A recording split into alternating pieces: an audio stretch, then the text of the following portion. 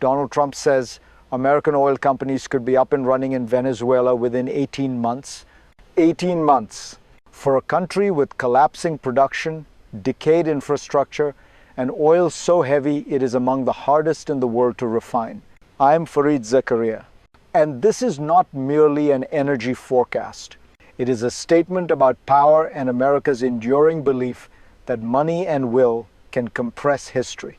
The promise is seductive. U.S. firms spend billions. They rebuild fields and facilities. They pump oil again. They get reimbursed through future revenue. Oil prices stay low. American influence expands. It sounds decisive, almost inevitable, but economics does not move at the speed of politics, and history rarely obeys presidential timelines. If you want to understand how confidence collides with constraint, stay with me. Because before we ask whether Venezuela can be fixed, we must first understand what Trump is really claiming. And that takes us to the core of the problem. At the center of Trump's claim is a deceptively simple idea that Venezuela's oil problem is mainly a technical delay, not a structural one. If the wells are repaired, if pipelines are restored, if foreign capital returns, production will follow. From this perspective, Venezuela is not broken. It is merely paused. Trump frames the country as an underused asset, the world's largest proven oil reserves, waiting for American expertise to unlock them again. And in his telling, the timeline is short because the solution is obvious: investment. But this logic collapses several very different questions into one. Can oil be pumped? Can it be refined? Can companies operate safely? Can contracts be trusted? Can a new political order endure? These are not engineering problems alone. They're questions of law, stability, and time. Analysts quoted here are skeptical for precisely that reason. They don't deny Venezuela's potential.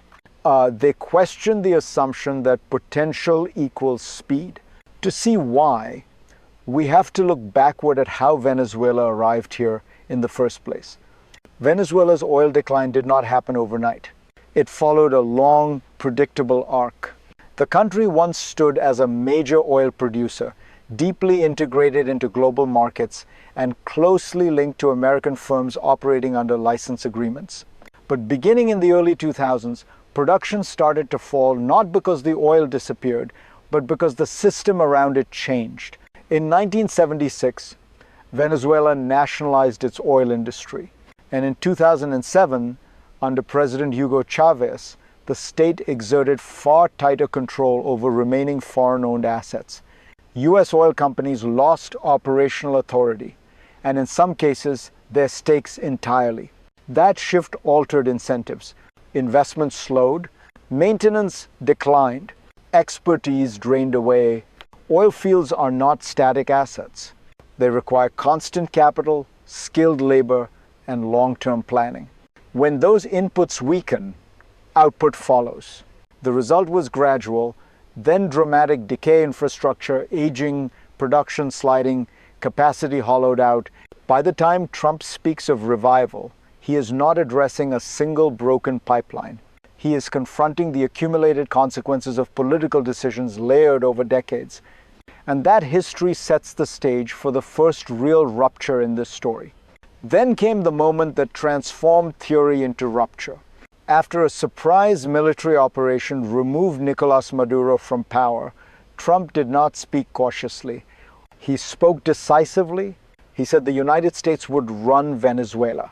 He said American oil companies could fix its oil infrastructure. And he said they could do it fast. This was not just regime change. It was a promise of immediate economic reversal. Behind the scenes, representatives from major U.S. petroleum companies were preparing to meet the Trump administration. The signal was clear. Politics had moved first. Markets were expected to follow. But this is where optimism collided with arithmetic. Analysts cited here warned that restoring Venezuela's oil output would require tens of billions of dollars, not millions. Not quick repairs and not months. They suggested timelines measured in years, even a decade. Why? Because facilities had deteriorated, because skilled labor had vanished, because Venezuela's oil is heavy, expensive to refine, and technically demanding. This was the first crisis point, not of ideology, but of feasibility. If you're finding this useful, stay with me, because what looks like delay is actually something deeper. A hidden mechanism that explains why political victory does not automatically translate into economic speed. And that's where we go next.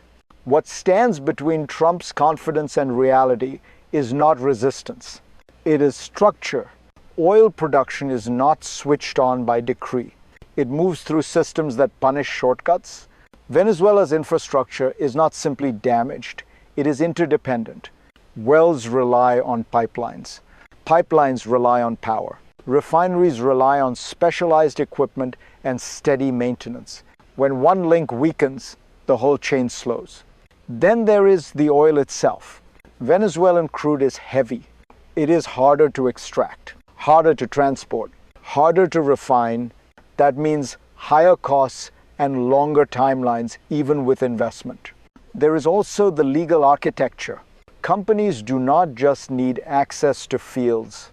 They need contracts they believe will survive political change.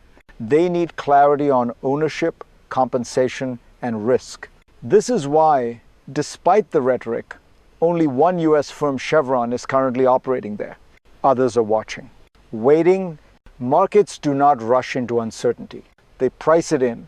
So when Trump says American oil companies can fix Venezuela, he is underestimating not their capacity, but the complexity of the system they would have to rebuild.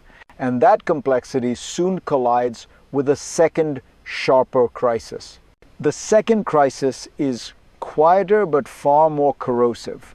It is the gap between political certainty and corporate caution. Trump speaks with absolutes, but oil companies speak in conditionals. Chevron, the only US firm still operating in Venezuela, does not promise expansion. It speaks of safety, of compliance, of protecting existing assets, nothing more. ConocoPhillips, once deeply embedded in Venezuela, now keeps its distance. It monitors, it assesses, it refuses to speculate. Exxon does not speak at all. This silence matters because it reveals a fundamental truth. Private capital does not follow power, it follows predictability. Companies remember what happened in 2007. They remember assets brought under state control. They remember arbitration battles that lasted years. They remember compensation ordered, but never paid. In 2019, a World Bank tribunal ruled that Venezuela owed $8.7 billion to ConocoPhillips. That money remains unpaid. This is not history. It is balance sheet reality. So even after regime change, risk does not vanish. It lingers, and that is why the second crisis is not technical or political. It is psychological. Trust, once broken, takes far longer than 18 months to repair. And that hesitation flows outward directly into the lives of ordinary people. For ordinary Venezuelans, this debate is not abstract. It is not about barrels, timelines, or investment curves. It is about waiting. If you are living in a country whose greatest resource has failed to deliver stability, every promise sounds familiar. You've heard timelines before. You've heard declarations of revival. You've watched optimism arrive and quietly leave. Trump's words travel fast. They raise expectations. They suggest that relief is imminent, that prosperity is just months away.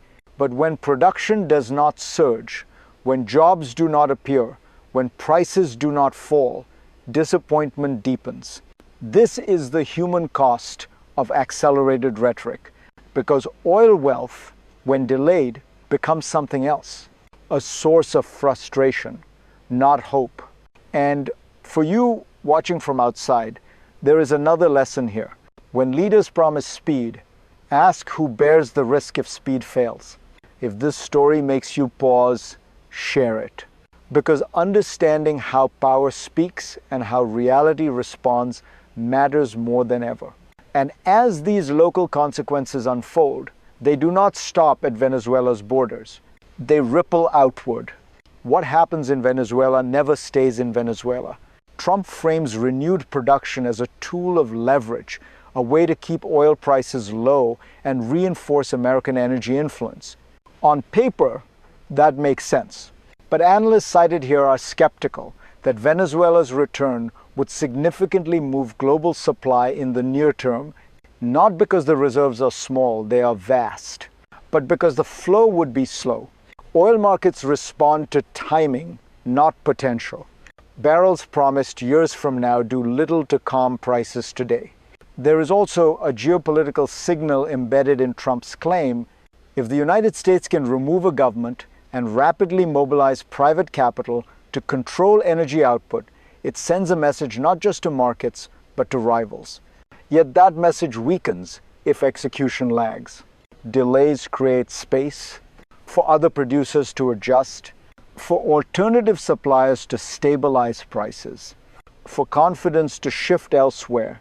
In that sense, Venezuela becomes a test case, not of resources, but of credibility. Whether American power can still translate political intervention into economic results quickly, predictably, and at scale. And that question forces us to look ahead, because from here, the future splits not into certainty, but into scenarios. From this point forward, Venezuela's oil future does not move in a straight line. It branches. The first scenario is the optimistic one. A stable government takes hold, legal clarity returns, compensation disputes are resolved, capital flows in, production rises slowly but steadily, not in 18 months, but over several years. In this version, Venezuela becomes an oil producer, again, not transformed, but functional. The second scenario is muddled continuity. Political change occurs, but uncertainty lingers. Companies hesitate, investment arrives in fragments. Output inches up, but never enough to reshape global markets or domestic life. Oil remains a promise, not a foundation. The third scenario is darker. Instability persists. Legal disputes harden. Trust evaporates. Infrastructure continues to decay. Venezuela's vast reserves stay underground, valuable in theory, irrelevant in practice. These are not predictions. They are system responses. Oil does not reward hope. It rewards patience, rules, and time. And that is the final irony.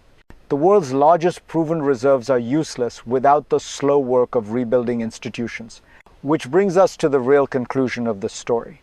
Trump's claim was never really about oil. It was about speed, about whether power can outrun structure, about whether declaring victory is the same as building capacity. Venezuela reminds us that resources do not equal results. That markets remember longer than politicians. And that trust, once broken, becomes the most expensive commodity of all. You can remove a president in days.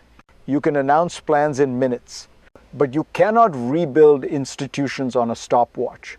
The lesson here is uncomfortable and essential. Economic reality is slow by design. It resists shortcuts, and it exposes the limits of ambition when ambition ignores systems. For you, watching this unfold, the question is not whether Venezuela has oil. It always has. The question is whether the world has the patience to turn potential into reality, and whether leaders are willing to tell that truth. If this analysis sharpened how you see power, economics, and time, share it. Subscribe and stay with me, because the next story will ask an even harder question. What happens when politics keeps promising speed in a world built to move slowly?